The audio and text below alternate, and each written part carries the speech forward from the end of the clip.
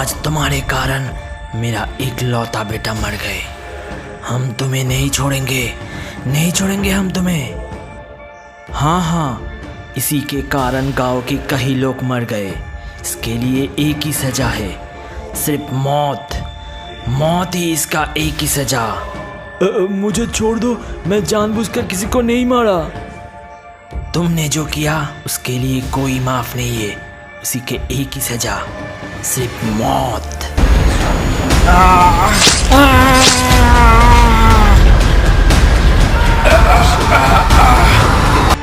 आज हर कोई मुझे बिना किसी वजह के मार दिया। इसका बदला हम जरूर लेंगे, हम जरूर लेंगे इसका बदला।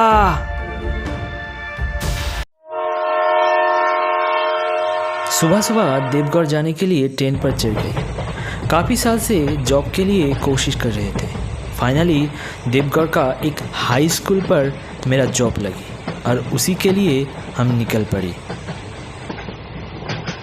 भैया और बहनों, आपका स्वादिष्ट और नमकीन खाना सिर्फ 5 रुपया।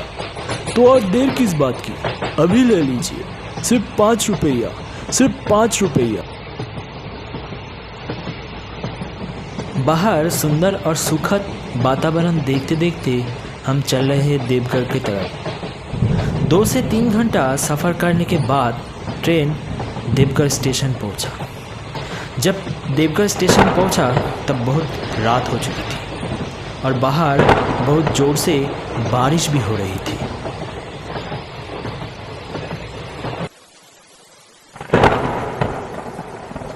बाहर आते ही मैंने देखा स्टेशन के आसपास कोई आदमी नहीं है और बहुत अंधेरा भी है और स्टेशन भी पूरा फाका पड़ा हुआ है।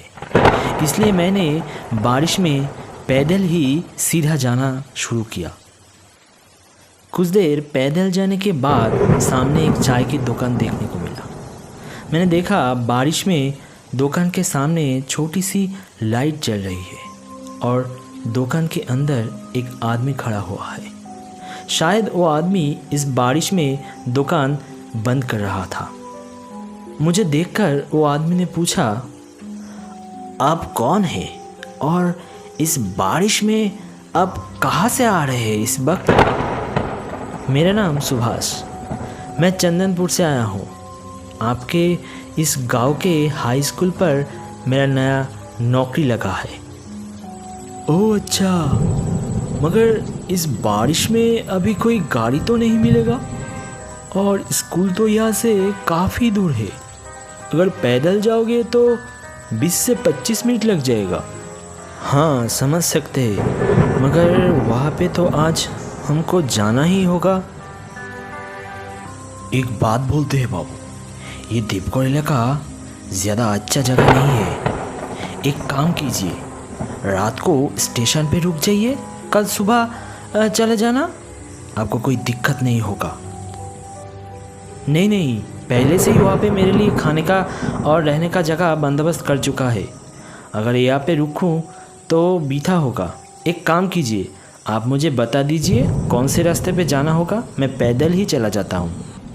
यहाँ से ज़्यादा दूर नहीं, अगर पैदल जाओगे तो 15-20 मिनट लगेगा। चाय वाला का बात सुनकर मैं वहाँ पे और नहीं रुका, पैदल ही इस बारिश में सीधा जाने शुरू किया। जाते जाते मैंने देखा आसपास बहुत सन्नाटा है और कोई एक भी आदमी दिखा नहीं। उसके ऊपर बारिश भी बहुत ज़ोर से हो रही है और बिजली भी गरज रही है। जाते जाते बहुत भूख लग रहा था क्योंकि सुबह सुबह एक कप चाय खाकर निकला था, इसलिए अभी भूख लग रही है। मगर इस सुनसान जगह पे कोई खाने का दुकान भी तो नहीं है। कुछ देर पैदल जाने के बाद इस सुनसान जगह पर मैंने देखा एक पुराना सा एक बंगाली होटल है, जो देखकर मैंने सीधा उसके पास गया। अंदर जाकर मैंने देखा दुकान बहुत ही पुराना है और दुकान के चारों ओर मकड़ी की जाल बिछी हुई है और मैंने देखा दुकान के अंदर कोई आदमी नहीं है, सिर्फ दुकानदार को छोड़कर।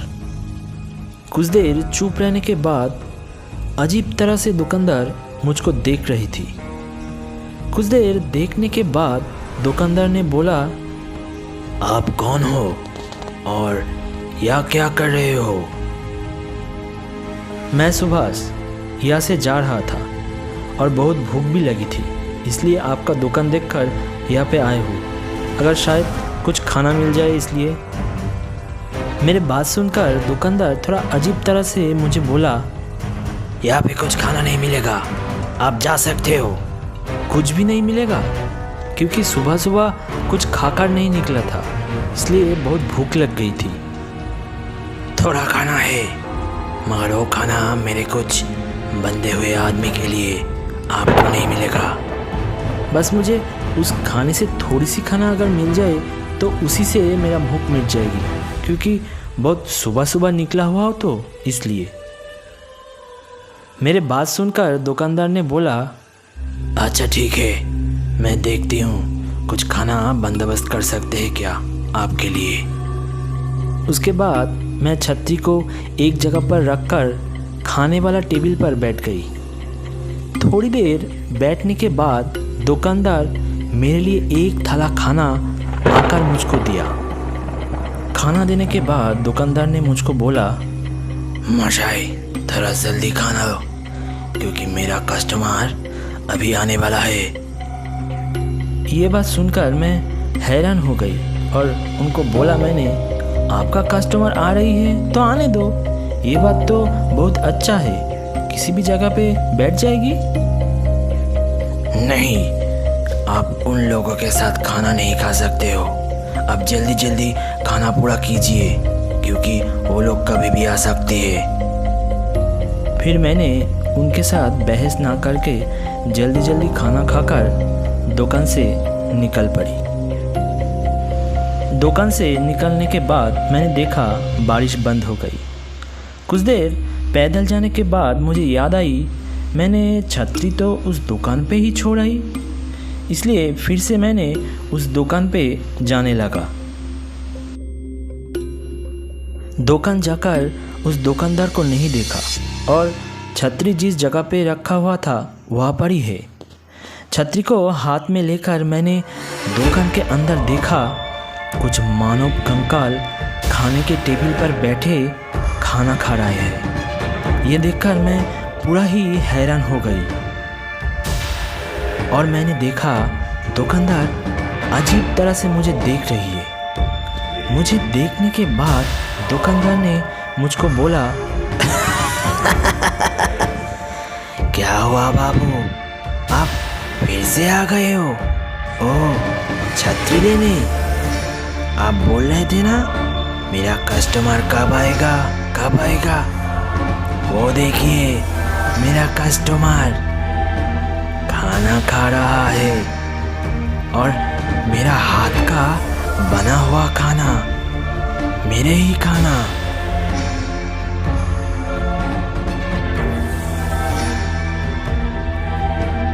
ये भयानक सीन देखकर मैं पूरा ही हैरान हो गई। क्या करें कुछ समझ नहीं आ रहा था।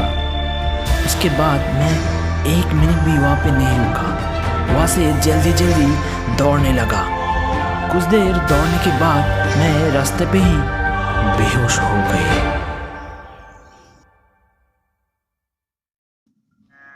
सुबह होते ही मैंने देखा मैं क्वार्टर के रूम पर हूँ।